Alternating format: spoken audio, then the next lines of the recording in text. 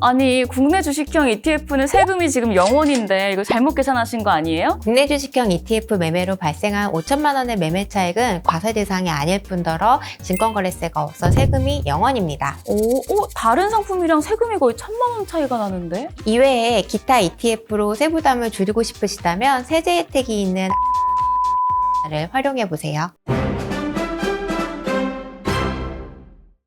절세 기본기를 배우는 시간, 찾아가는 절세 상담 텍스 365 아나운서 장현재입니다. 안녕하세요. 절세 마스터 세무사 황혜린입니다. 텍스 365 네 번째 주제는 ETF 투자 시 절세 방법입니다. 특히 이번 편에는 세제 혜택 계좌를 활용하여 ETF 세금 줄이는 법을 소개해 드릴 테니 끝까지 집중 부탁드립니다. 이거 어떤 방법인지 궁금한데요. 세무사님, 사실 ETF 하면 왜 21세기의 가장 혁신적인 금융상품이란 수식어가 있잖아요. 왜 그렇게 불리는 걸까요? ETF를 보면 여러 기업에 분산 투자하는 펀드의 장점과 실시간으로 쉽게 거래가 가능한 주식의 장점을 합친 금융상품이라서 그렇게 불리는 것 같습니다. ETF는 증권거래세를 낼까요, 안 낼까요? 아무래도 이 주식의 장점이 반영된 금융상품이니까 내지 않을까요? ETF는 증권거래세가 없습니다. 그래요? 근데 증권거래세가 없는데 편하게 거래가 가능하다.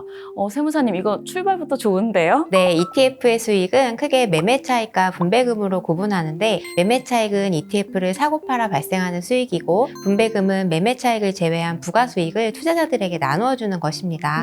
수익을 구분하는 걸 보면 과세 방법도 다른가요? 두 가지 모두 배당소득으로 계산하지만 ETF 종류에 따라 매매 차익에 대한 과세가 없는 경우도 있습니다. 보니까 국내 주식형 ETF는 비과세네요. 이게 어떤 이유가 있을까요? 국내 주식형 ETF는 국내 주식과의 형평성을 맞추기 위해 매매 차익에 대해서는 과세하지 않고요. 다만 분배금에 대해서는 15.4% 원천 징수를 하고 있습니다.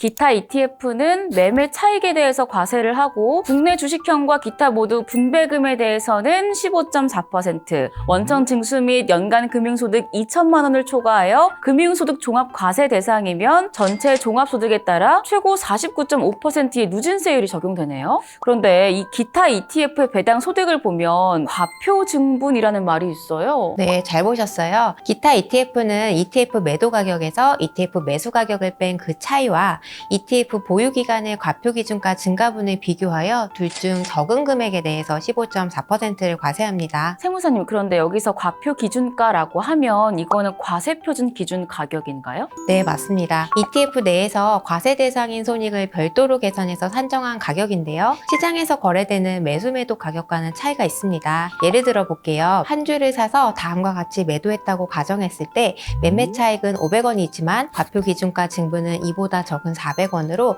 둘 중 적은 값인 400원을 기준으로 과세합니다.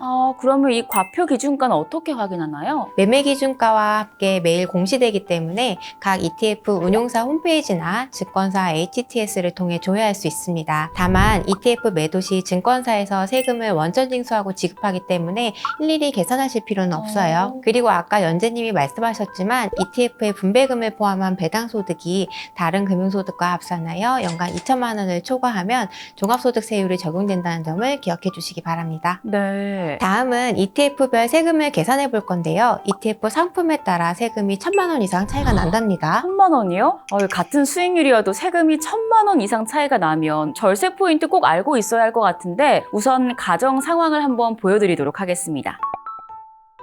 ETF 투자 시 발생하는 세금은 ETF의 매수 매도 타이밍에 따른 매매 차익과 해당 ETF의 과표 추이에 따라 매우 다양한 사례가 있을 수 있으며 위의 사례는 5%의 수익률을 가정하여 특정일을 기준으로 한 하나의 예시라는 점을 기억해 주시길 바랍니다. 위 가정을 토대로 각각 세금을 계산해 보면 국내 주식형 ETF는 0원, 해외 지수형 ETF는 약 1,400만 원, 원자재형 ETF는 약 1,200만 원의 세금이 발생합니다. 그러면 이 국내 주식형은 아까 말씀하신 이 국내 주식과의 형평성을 위한 비과세가 적용이 된 거죠? 네, 맞습니다. 국내 주식형 ETF 매매로 발생한 5천만 원의 매매 차익은 비과세일 뿐더러 증권거래세도 없기 때문에 세금이 0원입니다. 그럼 나머지는 어떻게 계산된 건가요? 과세는 어떤 걸 기준으로 한다고 했죠?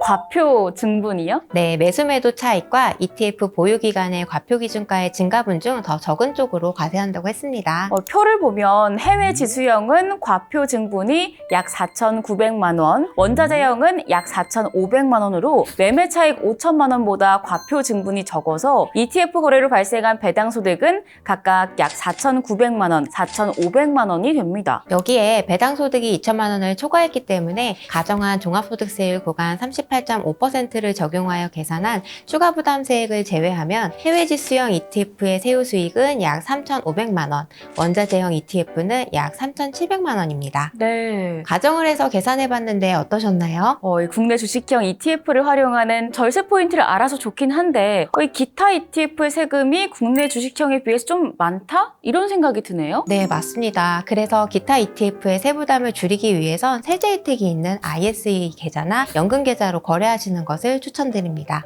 그러면 이 ISA 계좌로 거래를 하면 일반 계좌에 비해 어떤 점이 좋은 거예요? 우선 ISA 계좌는 2024년 1월 현행세법 기준으로 발생한 금융소득 중 200만 원까지는 비과세, 그 초과분에 대해서는 9.9%라는 낮은 세율이 적용되고 종합소득에 합산되지 않는 분리과세 혜택을 받을 수 있는 절세 계좌입니다. 비과세, 분리과세 혜택을 받기 위해서는 3년간 계좌를 유지해야 하지만 세부담이 걱정되신다면 활용해 보시기 바랍니다. 그러면 연금 계좌는 또 어떤 혜택이 있나요? 연금 계좌는 운용기간에 과세하지 않고 인출할 때 과세하는데요. 원천 징수 후 세후 수익이 지급되는 일반 계좌와 비교했을 때 온전한 세전 수익이 재투자되는 효과가 있습니다. 이런 과세 이연 효과는 ISA 계좌도 동일하고요. 연금 계좌를 만 55세 이후 연금으로 수령하실 경우 수령 연령에 따라 3.3%에서 5.5%의 세율이 적용됩니다.